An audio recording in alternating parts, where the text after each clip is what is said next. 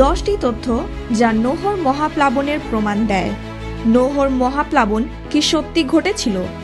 আজ অনেক মানুষ মনে করেন নোহর প্লাবনের গল্প শুধু একটি কাহিনী, কিন্তু পৃথিবীর বিভিন্ন দেশ, প্রাচীন ইতিহাস এবং প্রকৃতিতে এমন কিছু বিষয় দেখা যায় যা এই ঘটনার কথা মনে করিয়ে দেয়।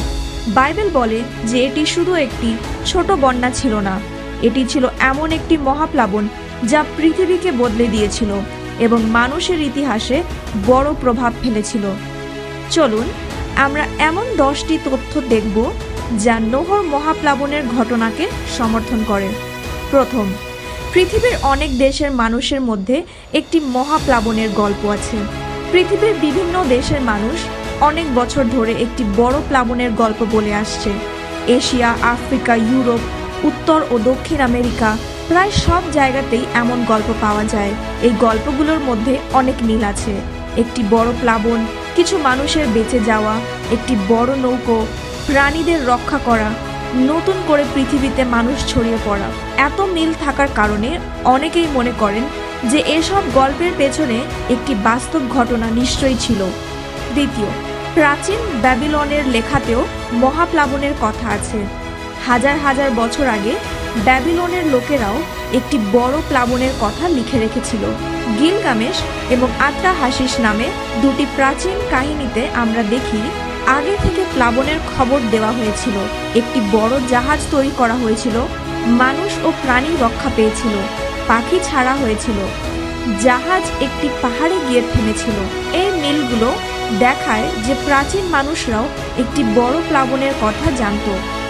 তৃতীয়, পাহাড়ের ওপরে সমুদ্রের প্রাণীদের দেহাবশেষ পাওয়া যায়। পৃথিবীর অনেক উঁচু পাহাড়ে সমুদ্রে বাস করা প্রাণীদের দেহাবশেষ পাওয়া গেছে, যেমন হিমালয়, অ্যালপস, আন্ডিজ। এগুলো দেখে বোঝা যায় যে কোনো এক সময় এসব জায়গা পানির নিচে ছিল। চতুর্থ, অনেক প্রাণীর দেহাবশেষ একসঙ্গে পাওয়া যায়। পৃথিবীর অনেক জায়গায় লক্ষ লক্ষ প্রাণীর দেহাবশেষ একসঙ্গে পাওয়া গেছে। সাধারণত কোনো প্রাণী মারা গেলে তার দেহ খুব দ্রুত পচে নষ্ট হয়ে যায়, কিন্তু এসব ক্ষেত্রে দেখা যায় প্রাণীগুলো খুব তাড়াতাড়ি মাটি ও কাদার নিচে চাপা পড়েছিল, তাই তাদের দেহাবশেষ অনেক বছর ধরে রয়ে গেছে। এত বেশি প্রাণীর দেহাবশেষ একসঙ্গে পাওয়া যায় দেখে বোঝা যায় যে কোনো এক সময়ে বড় ধরনের হঠাৎ বিপর্যয় ঘটেছিল। পঞ্চম, পৃথিবীর অনেক জায়গা জমে থাকা মাটির স্তর দিয়ে ঢাকা। পৃথিবীর অনেক অংশে বড় বড় জমে থাকা মাটির স্তর দেখা যায়। এই স্তরগুলো সাধারণত পানি বয়ে এনে জমা করে।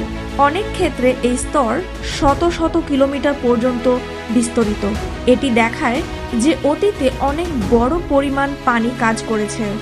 এরপর আমরা দেখব পৃথিবীর বিভিন্ন জায়গায় বড় বন্যার চিহ্ন দেখা যায়। পৃথিবীর বিভিন্ন জায়গায় বড় বড় গিরিখাত, ক্ষয়ে যাওয়া জমি আর বিশাল মাটি কাদার স্তর দেখা যায়। এগুলো থেকে বোঝা যায় যে এক সময় সেখানে খুব জোরে পানির প্রবাহিত হয়েছিল। বিজ্ঞানীরাও মানেন যে অতীতে পৃথিবীতে অনেক বড় বন্যা হয়েছিল। এসব চিহ্ন দেখায় যে শক্তিশালী পানির স্রোত ভূমির আকৃতি বদলে দিতে পারে। সপ্তম, নোহের জাহাজের নকশা খুবই বাস্তবসম্মত। বাইবেলে নোহর জাহাজের দৈর্ঘ্য, প্রস্থ আর উচ্চতার কথা স্পষ্টভাবে লেখা আছে। আধুনিক গবেষণায় দেখা গেছে এমন মাপের একটি জাহাজ বড় বড় ঢেউয়ের মধ্যেও স্থির থাকতে পারে। এটি কোনো সাধারণ নৌকা ছিল না, বরং এমনভাবে তৈরি করা হয়েছিল যাতে দীর্ঘ সময় পানির ওপর নিরাপদে ভেসে থাকতে পারে। অষ্টম, আরারত অঞ্চলে এখনও অনুসন্ধান চলছে। অনেক বছর ধরে মানুষ নোহের জাহাজের চিহ্ন খুঁজে আসছে। আরারাত অঞ্চলে বিভিন্ন সময়ে অনুসন্ধান করা হয়েছে। সেখানে এমন একটি বড় আকৃতির গঠনও পাওয়া গেছে যা দেখতে নোহের জাহাজের মতো বলে কেউ কেউ মনে করেন। তবে এটি সত্যি নোহের জাহাজের অবশিষ্টাংশ কিনা সে বিষয়ে গবেষকদের মধ্যে এখনো একমত হওয়া যায়নি। তবুও অনেক গবেষক এই বিষয়টি নিয়ে গবেষণা চালিয়ে যাচ্ছেন এবং অনুসন্ধান আজও চলছে। এরপর আমরা দেখব যিশু নোহের মহাপ্লাবনের কথা বলেছেন। নোহের মহাপ্লাবনের ঘটনা খ্রিস্টানদের জন্য খুবই গুরুত্বপূর্ণ। যিশু তার শিক্ষার সময় নোহের দিনের কথা বলেছিলেন, তিনি বলেছিলেন সেই সময় মানুষ তাদের স্বাভাবিক জীবন নিয়ে ব্যস্ত ছিল, খাওয়া দাওয়া, কাজকর্ম এবং সংসার নিয়ে। কিন্তু হঠাৎ মহাপ্লাবন এসে তাদের অপ্রস্তুত অবস্থায় ধরে ফেলেছিল। যিশু নোহ এবং প্লাবনের ঘটনাকে বাস্তব ঘটনা হিসেবেই উল্লেখ করেছিলেন। মথির 24 অধ্যায় 37 থেকে 39 পদে লেখা আছে, যেমন নোহের দিনে হয়েছিল তেমনি মনুষ্যপুত্রের আগমন হবে। এরপর আমরা দেখব বাইবেলের মহাপ্লাবনের বিবরণ অনেক বিস্তারিত।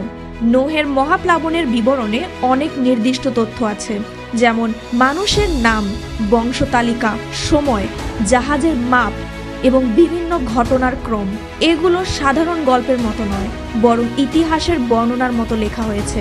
এই তথ্যগুলোর মধ্যে আমরা দেখলাম যে পৃথিবীর বিভিন্ন দেশে পাওয়া মহাপ্লাবনের গল্প, প্রাচীন লেখাপত্র, পাহাড়ে পাওয়া সমুদ্রের প্রাণীদের দেহবশেষ, একসঙ্গে পাওয়া বিপুল সংখ্যক প্রাণীদের দেহবশেষ, জমা থাকা মাটির স্তর, বড় বন্যার বিভিন্ন চিহ্ন এবং নোহ জাহাজ নিয়ে চলতে থাকা অনুসন্ধান, এই সব বিষয় অনেক মানুষকে নোহর মহাপ্লাবনের ঘটনা নিয়ে নতুন করে ভাবতে উৎসাহিত করে।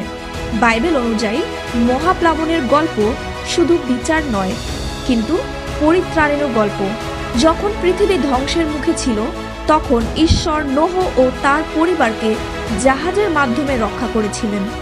নোহর গল্প আজও আমাদের মনে করিয়ে দেয় যে ঈশ্বর মানুষকে আগে থেকেই সতর্ক করেন, তিনি মানুষকে ভালোবাসেন আর বিপদের সময় রক্ষা পাওয়ার পথ তৈরি করে দেন।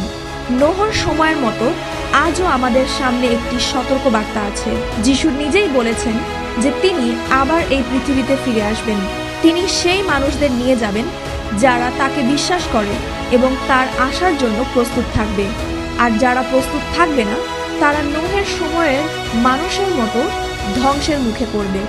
ঈশ্বর আমাদের হঠাৎ করে এই দিনের সামনে দাঁড় করাবেন না।